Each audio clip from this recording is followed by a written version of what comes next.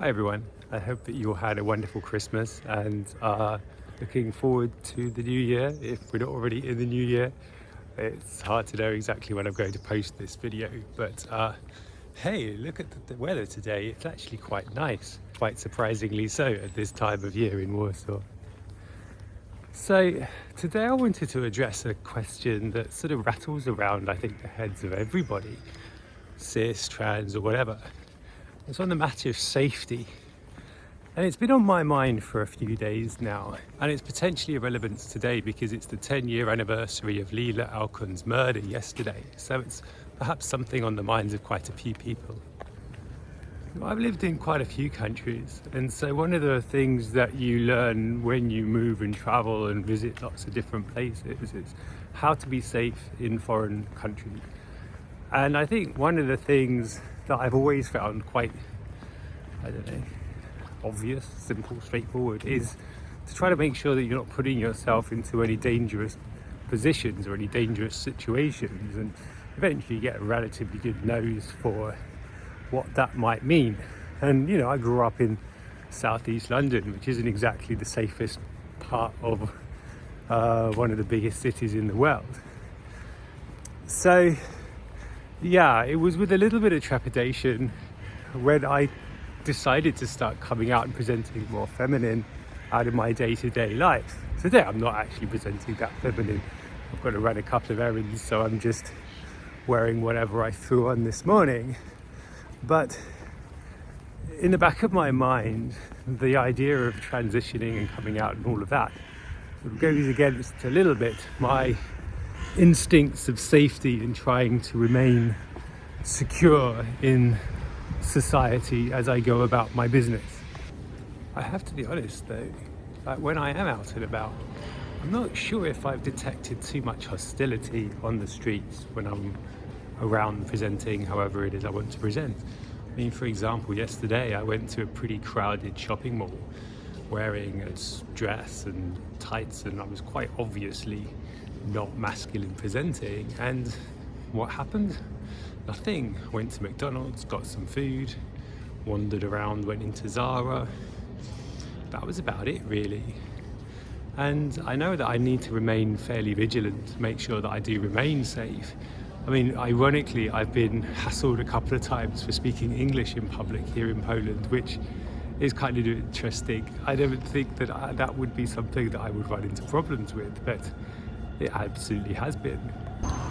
One other thing that occurs to me whilst the idea of risk and danger is on my mind is it kind of foregrounds that idea in the heads of so many of us trans folk as well. I know how it can be a sort of a thing that sits there and freezes you and stops you from doing the things that you want to do, whether that's come out, start transitioning, or even go outside presenting as who you want to present as.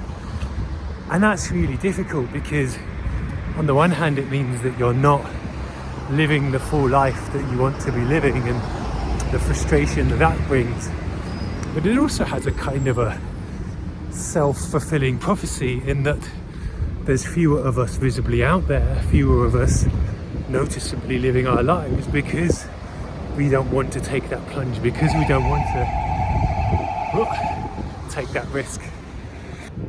And I suspect that this vigilance, this focusing on danger, on risk and on the negatives, it kind of creates this feedback loop where you're paying so much attention to the bad things that can happen, you'll spot them, you'll notice them, and you'll remember them more often than the non-positives, and you'll blow those, don't want to say out of proportion, but you'll be giving them additional maybe levels of importance than the reflect how that's actually reflected in reality.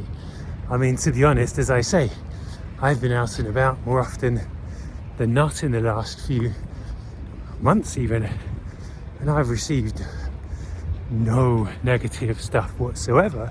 But I can guarantee you that if somebody makes a comment, or if somebody, heaven forbid, attacks me, that's going to stick out in my mind regardless of how many non-negative experiences I've had, the amount of times of people smiling at me and wishing me a happy day, you know? What am I going to remember more than anything else? And I'm not criticizing anybody here, by the way. This is just a neutral description of how our minds work, I suppose. But it's something to bear in mind, you know, how bad can things actually get? Well, at the moment, things are right. And I sometimes wonder if that creates a sort of another feedback loop where it allows or encourages us to see ourselves as victims and empowers our victimizers to continue to be awful to us. Now again, this isn't any way, shape or form a blame or a rationalization for any of these things. It's just a question on my mind, because you know, subconscious works in a weird and wonderful way. Now, of course, it's really important to keep yourself safe and pay attention to your surroundings to make sure that you're not in any immediate danger. I mean, the story of Leela absolutely highlights that and underlines the value of remaining vigilant and not putting yourself at risk. But there are consequences to this hyper-vigilance. And I can see it in real life when I see people anxiously looking around themselves. I can see it in the comment sections online of people jumping on the comments of others because they feel that they haven't been kind enough. I feel it in myself. When I'm looking around and making sure that I'm not putting myself at risk, but potentially misidentifying risks in just regular people around me. And I absolutely feel it in my own comment section when I'm responding and moderating to comments.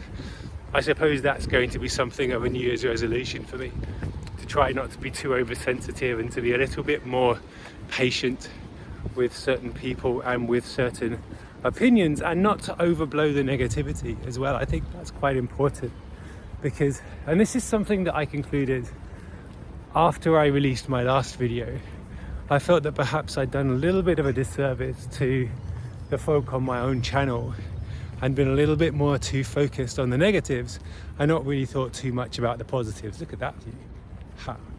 Talking about the positives. I don't know. It's impossible for me to say trans folk should be X, Y, Z, because a lot of this vigilance comes from a place of having experienced pain and danger and suffering. So it is a survival mechanism and it is a response to mistreatment. But on the other hand, it certainly doesn't create for a very welcoming atmosphere. And it's something that I've seen actually on a couple of Reddit posts where people have had their throats jumped down and been kicked out because, you know, for some kind of perceived slight. Whereas all they were looking for was a few answers to a couple of questions, and that was it. So on the one hand, I don't want to make requests or demands to trans people in the community because I don't think that's fair, given our history and the actual risk that we're under. But maybe a couple of people could be a little bit more mindful, and I absolutely include myself in this, in terms of how we respond to perceived threats in the wild or online. Anyway, I thought I'd also give a little quick Christmas update, just to let you know how that went, if you care at all. It actually went quite well, all told, although actually I was sick for quite a lot of it, so I don't know, how well can that be? But I don't know, I got a couple of nice gifts. One especially for my mother. It was a really cute silk scarf. No doubt you'll see it one of these days. Certainly not the weather for it just yet. More so than that, she actually referred to me as she for the first time, which was really touching. I really liked that.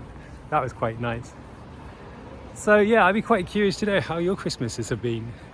Have you had a good one? I hope that you've been relatively healthy, at least. I don't know, it could have been even COVID for all I know. But yeah, let me know in the comment section below. I'd love to hear how your Christmases went. And I hope that you are all happy and healthy and doing well. and that you all have a wonderful 2025. All the best. Bye bye.